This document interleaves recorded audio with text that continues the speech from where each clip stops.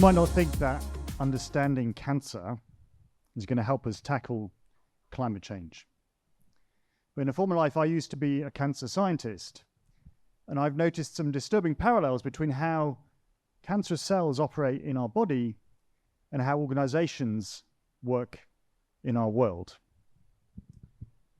For starters, just like in cancer, the way that organizations work is actually determined by a kind of long set of mutations, if you like, that's been going on for a long time.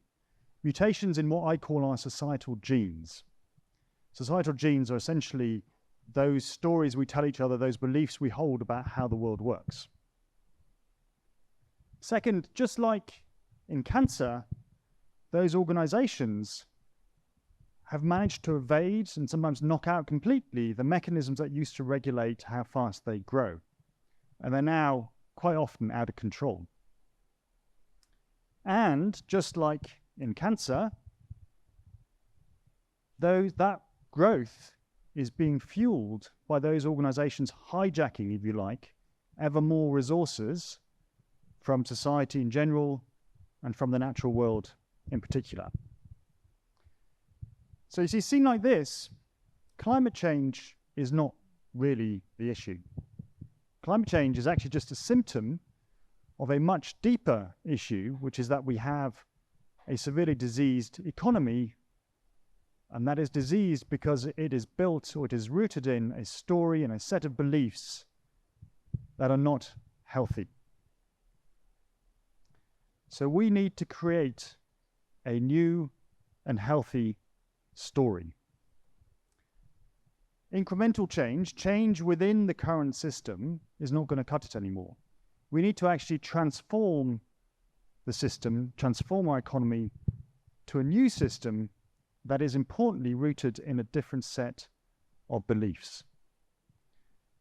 And how you can all get involved in that is part of what I want to talk this evening about. Now, some of you might be standing there going, well, you know, this is all a bit naive. It's a bit kind of tree huggerish. I've heard this before. We need to be a bit hard-nosed about this, kind of face reality. But my response to that is that the really naive position is to believe that the ideas that have got us into the situation that we are in now are the same ideas that are going to get us out again. But there is good news. And the good news is actually that there are hundreds and thousands of organizations all around us already who are operating rooted in a different set of beliefs, experimenting with different stories about how the world works. And I'd love to give you just some examples of those, of the stories they are subverting and the organizations that are doing it. First story is the story of humans and nature and the fact that we have grown up to believe that we are separate from each other. When in fact we can switch that, and we need to switch it, to humans not being separate, humans not dominating, humans not managing, humans not even caring for, but humans being part of nature.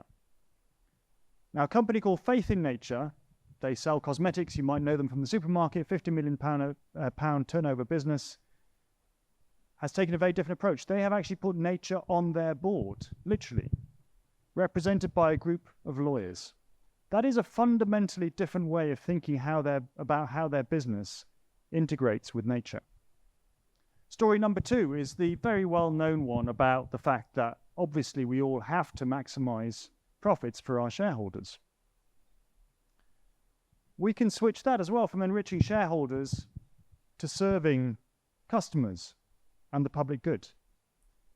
I'm sure you all know of the nationwide, probably the biggest building society in the world, 65 million members.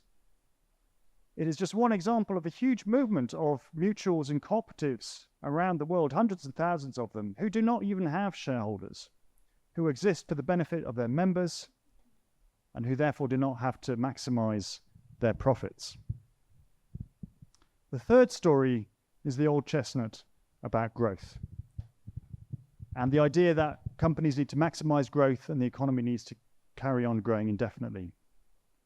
Let me tell you about Vitsu. Vitsu is a high-end furniture design and retail company, started in 1959, sells globally, incredible brand, highly respected in its industry. It deliberately tries to sell as little stuff to its customers as possible. And it goes to great lengths to do this in how it designs its products, in how it incentivizes its sales team, in how it even prices its furniture. It's possible not to maximize your growth. And the last story is quite an important one. It's about what we think about human beings. You see, in traditional management and traditional economics, we actually believe that deep down inside, humans are actually not very good. Certainly can't be trusted, and therefore we need to control them.